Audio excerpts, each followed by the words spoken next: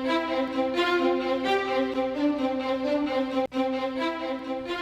afternoon, Seawolves. Welcome to the Stony Brook Media Group's first edition of the semester. I'm Anastasia Poulos. And I'm Anthony Johnson. We have a lot of news to cover today, starting with today's record cold temperatures. Skylar Day Harmon has more. Thank you so much. Don't be fooled by this EarthCam view of the pretty blue sky here in Port Jefferson Harbor. It is bitterly cold. Tonight into tomorrow, we're looking at single-digit temperatures throughout Long Island. Wind chills are going to be anywhere from -10 degrees to -15 degrees. We have an overnight low of 6 degrees and sustained wind speeds of 25 to 35 miles per hour with gusts of up to 45 miles per hour. This could result in frostbite in as little as 30 minutes. As a reminder, fill up your gas tank, keep an emergency blanket, non-perishable food, and water in your car. Wear a hat and gloves and cover as much skin as possible, but the key takeaway is to stay indoors and out of this potentially record-breaking cold. Back to you at the desk. Thanks, Skylar. That wind is certainly not kidding around. This past Wednesday, a ceremony was held in the Student Activity Center to celebrate the start of Black History Month. Sydney Riddle has more on the event's festivities. To kick off the start of Black History Month, on February 1st, Stony Brook University held a ceremony to help welcome the start of the celebrations. Many student-run clubs were there, like the Black Student Union, the Gospel Choir, and Black World. The event was filled with food, music, laughter, encouragement, and even student-written and student-led poetry. Because you are Black. Your sexuality matters because you are Black. Your nationality matters because you are Black. Your language matters because you are Black. Who you are doesn't make you any less Black. Black History Month actually first started out in 1926 as only a week. However, decades later, thanks to the 1960s civil rights movement and many college campuses, that week then evolved into the Black History Month that we know and we celebrate today. In community together to celebrate, to be in discourse, and also to leave the experience being more enriched and enlightened and with a determinism to make things better. During this exact time of the celebratory event, the funeral of Tyree Nichols was taking place in Memphis. Our heads are not down. You can be angry, you can be frustrated, you can be sad, you can be all of that and still be profound in your ability to make a meaningful difference and change. Every year since 1976, the U.S. President endorses a specific theme for the month of February. This year's theme is Black Resistance. It used to be said that history is written by the victors. But that has changed. Let us march on till victory is won. I'm Sydney Riddle, Stony Brook Media Group. Earlier today, our reporter Richard Bolding was joined by some guests to talk about National Girls and Women in Sports Day, which was this past Wednesday. Hey guys, today I'm joined with head women's basketball coach Ashley Langford and star player of the week Gigi Gonzalez. Thank you guys for joining me today. No doubt. Glad to be here. Oh yeah, for sure. So February 1st was National Girls and Women's in Sports Day. What does that mean to you, Coach? I mean, it's a big day for young girls and women across the world, and being able to participate in sports brings out so much character in young women, right? And learn so many lessons, and confidence is a big piece of that. And I think sometimes young girls and women, we struggle with confidence, but sports has been a way that we can break out and be ourselves and really be true to who we are, which is powerful people. Yes, indeed. And what about you, Gigi? Like she said, it's really important. It's really good to acknowledge the women and girls in sports because a lot of us, like she said, we lack confidence. We struggle with that. And putting it into something that we love and are passionate about is really important for us. Understood. Now, Coach, you're no stranger to basketball. I've seen your background, and I know you could have went pro, and you've done a lot of coaching at Old Dominion and other places like that. So have you seen confidence build up in your players, as it transition kind of happened from when you were playing to now you're coaching?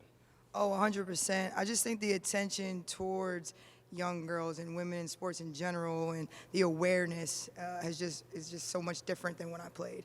And then as a coach, obviously, we're trying to give that back and give that confidence to our players. But just in general, just the support across the world, across the country is just very different than when I played. So I'm happy for them, right, that they have all this support now because it's crucial, to everybody. So we see in 2021 that in the collegiate world that the men's facilities were better quality than the women's facilities. What would you say? How do you feel towards this, and what are your viewpoints on it? I mean, obviously, it was a terrible situation, right? NCAA tournament.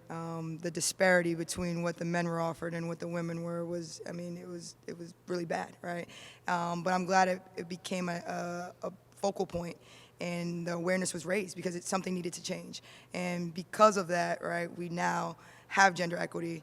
Our Final Four will be very different, and has been. Even last year it was way better, right? It was equal. So, but if we're not raising awareness, it's not being brought to people's attention, then change can't happen. So obviously, I'm glad that it was brought to awareness, and that was by women's basketball players in college, right? Putting that on social media and bringing that awareness. So again, that goes back to the confidence to be able to then fight for what you're passionate and what you deserve.